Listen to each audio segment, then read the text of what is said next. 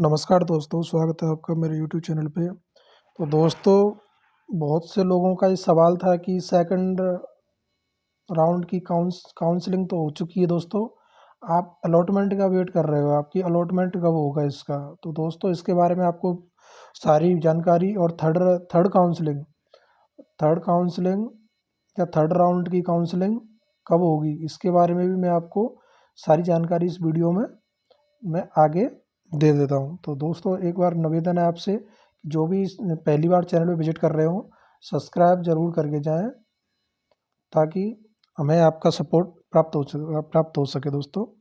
और चलिए जानते हैं आगे इस वीडियो में कि मतलब आज क्या क्या जानकारी अब मुझे हासिल हुई है। दोस्तों, मैंने आज यूनिवर्सिटी में कॉल किया था और पूछा था कॉल करने के बाद एडमिनिस्ट्रेशन से कि भाई क्या हो रहा है, आगे प्रोसेस क्या चलने वाली है, सेकंड अलॉटमेंट कब जारी होंगे इसके। और तो दोस्तों, शॉकिंग न्यूज़ एक ज़रूर निकल के आई है मेरे सामने। अलॉटमेंट की तो उन्होंने बताया अभी, लेकिन एक एक्स्ट्रा शॉकिंग न्यूज़ उन्होंने ज़रूर दे दी है कि शायद हो सकता है कि लोगों का काफ़ी उम्मीदें हों कि भाई कुछ ना कुछ आगे होगा, थर्ड राउंड होगी तो हम कुछ सीटें बचेंगी तो थर्ड राउंड में किसी का नंबर आएगा। लेकिन फर्स्ट ऑफ ऑल दोस्तों, पहले जानते हैं कि सेकंड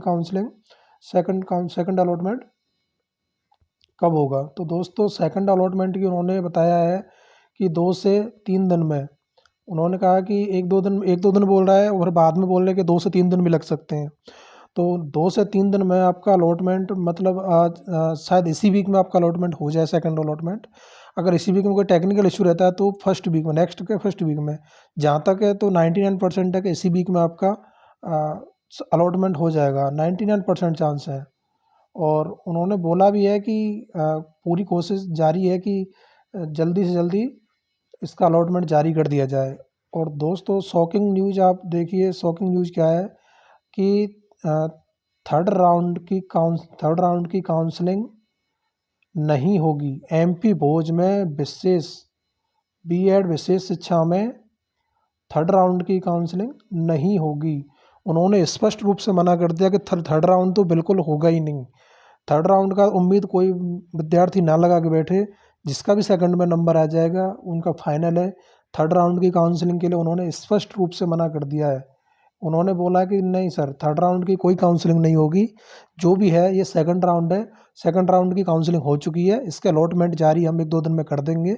और जब मैंने पूछा कि सर इसका थर्ड राउंड कब ओपन करोगे आप, तो दोस्तों काफ़ी शौक लगा, क्योंकि हर बार 2 से 3 काउंसलिंग तो हर बार होती हैं इसकी, फिजिक्स वालों की 3 राउंड की काउंसलिंग तो होती है। तो दोस्तों, अब की बार नहीं होगी ये, अब की बार सिर्फ 2 ही काउंसलिंग होंगी इसकी, और सेकंड इसकी हो चुकी है। जिस भी भाई का नंबर आ जाए उनके लिए कॉन्ग्रेचुलेसन, जिसका नहीं आए अगली बार दोस्तों ट्राई करें और निराश ना हो, क्योंकि असफलता ही सफलता की कुंजी है।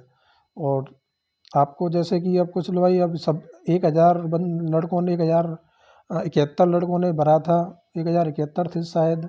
उनमें से देखो सिलेक्शन तो 550 का ही होना है।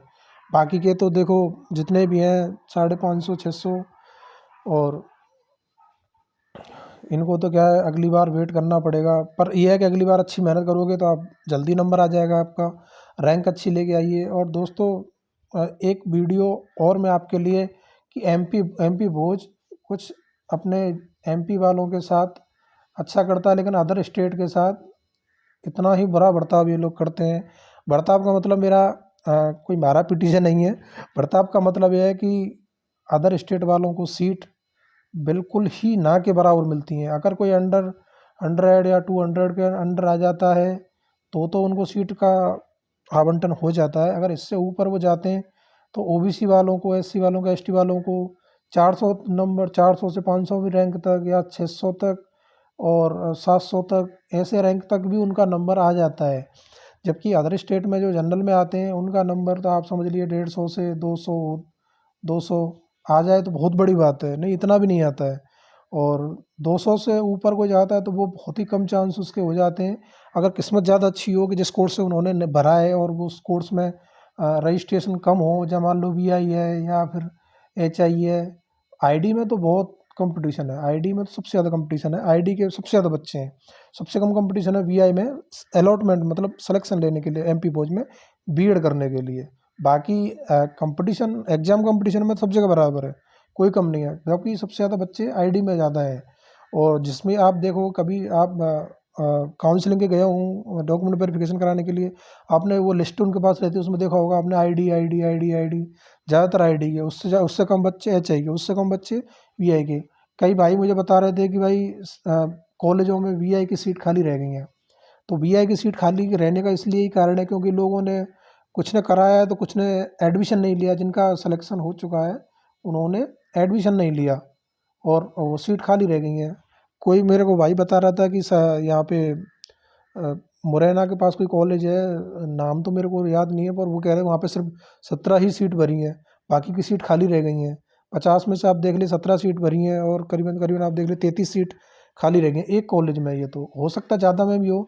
अभी अभी राधा रमण कॉलेज में भी 50 सीटों का आप देखते हो कि भाई उनको मान्यता प्रदान की गई है कि भाई आप सब 25 से 27 तक आप बैच चला सकते हो। अब देखिए दोस्तों, नई विज्ञप्ति तो इसकी शायद 2025 में मार्च अप्रैल में आएगी। और दोस्तों अभी जिसका भी नहीं हुआ है वो तैयारी करे और अच्छी तरीके से। वैसे तो इसकी कोई किताब नहीं आती है, पर जैसे किसी ने दिया हो तो उनको एक अंदाज़ा पड़ गया होगा कि भाई ऐसे आता है एग्ज़ाम, ऐसे आता है। तो एक एग्ज़ाम पैटर्न भी आपको पता चल गया होगा, तो आपको बहुत हेल्प करेगा वो आगे चल के। तो दोस्तों अभी तो ये खुशखबरी भी है कि 2-3 दिन में अलॉटमेंट जारी हो जाएंगे। और एक थोड़ा सा निराश करने वाला भी है कि भाई अब थर्ड राउंड की इसकी काउंसलिंग नहीं होगी। उन्होंने बोला है चाहे सीट खाली रहे चाहे नहीं रहे, सीट अगर 10-15 या 20-50 भी खाली रहती हैं तो हम काउंसलिंग नहीं कराएंगे। और उन्होंने तो स्पष्ट ही बोल दिया है कि थर्ड राउंड की काउंसलिंग तो हम कराएंगे ही नहीं सर।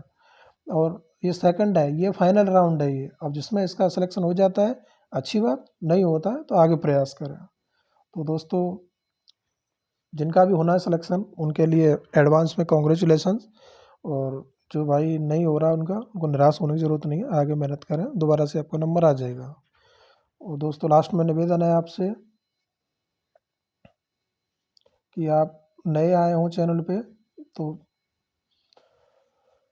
सब्सक्राइब जरूर करके जाएं दोस्तों।